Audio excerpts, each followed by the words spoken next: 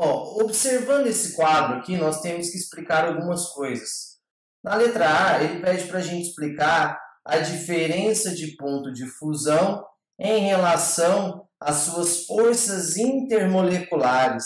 É o seguinte, ele está falando assim, ó, por que o cloreto de sódio tem esse ponto de fusão aqui de 800, enquanto a glicose tem esse ponto de 180 e a naftalina de 80? Então vamos lá, pessoal. Cloreto de sódio é uma substância iônica, ou seja, nós temos íons aqui, certo? Cargas positivas e cargas negativas. Então, a atração ocorre entre essas cargas. Pessoal, essa interação eletrostática, é muito forte, é uma força muito grande, certo? Nós temos aqui, ó, cargas positivas atraindo cargas negativas. Então, as ligações iônicas são ligações fortes, ok? São forças eletrostáticas que atraem isso daqui. Já na glicose, nós temos uma molécula polar. Então, a glicose tem esses grupos OH, e esse grupo OH permite, então, que elas façam ligação de hidrogênio com outras moléculas. Só que a ligação de hidrogênio, ela já é um pouco mais fraca do que a ligação aqui iônica. Porque aqui nós temos polos parciais negativos, polos parciais positivos, e ocorre a interação entre esses polos. Não é a carga propriamente dita, como nós temos aqui no composto iônico. Então, o cloreto de sódio é maior porque a sua força é maior. É uma ligação iônica. Aqui nós temos ligação que ocorre entre moléculas. Aqui são moléculas. Aqui são íons. Tá? E essa ligação é a ligação de hidrogênio. E já a naftalina é um composto orgânico. Um composto orgânico formado apenas por hidrogênio e carbono. Tá? Então, esse composto orgânico são moléculas apolares. E como são moléculas que não têm polo apolares, há uma dificuldade dessas moléculas em se manterem unidas. Por isso, elas são facilmente separadas, porque as forças que as unem são muito fracas, tá? Então, se separa facilmente. Por isso, ela tem o menor ponto de fusão. Então, a explicação é cloreto de sódio, ligação iônica. Glicose, forças de Van der Waals, ligação de hidrogênio. E naftalina, molécula polar, forças fracas ou força de London. Tranquilo? Então, assim a gente explica A. E a letra B, ele pede para a gente classificar substâncias como solúvel, pouco solúvel ou insolúvel.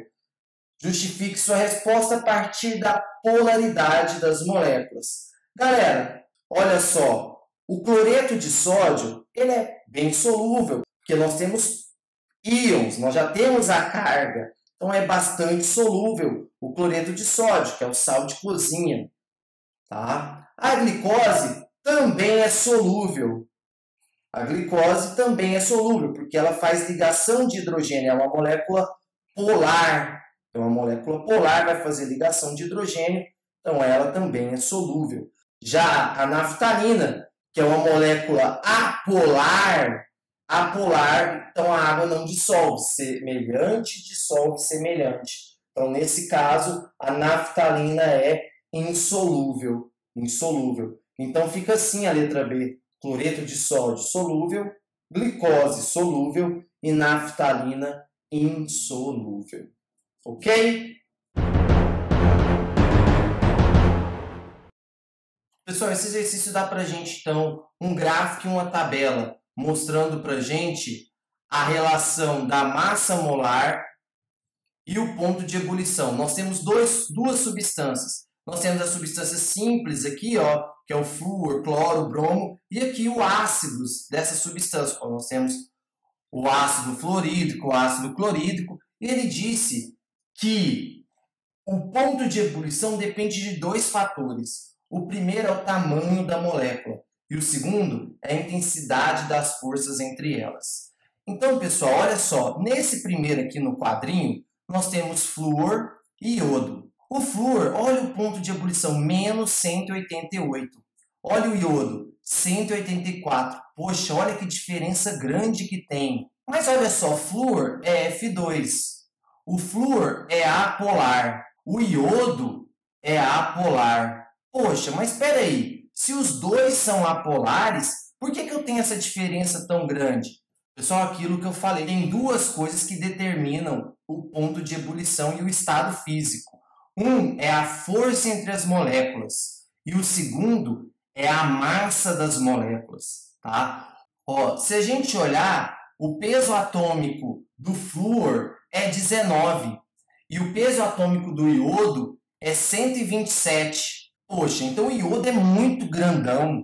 A massa dele é muito mais alta do que a do flúor. Por isso que aqui o iodo ele tem esse ponto de ebulição muito alto, porque os dois são apolares. Então deu empate na força, eu desempato com a massa.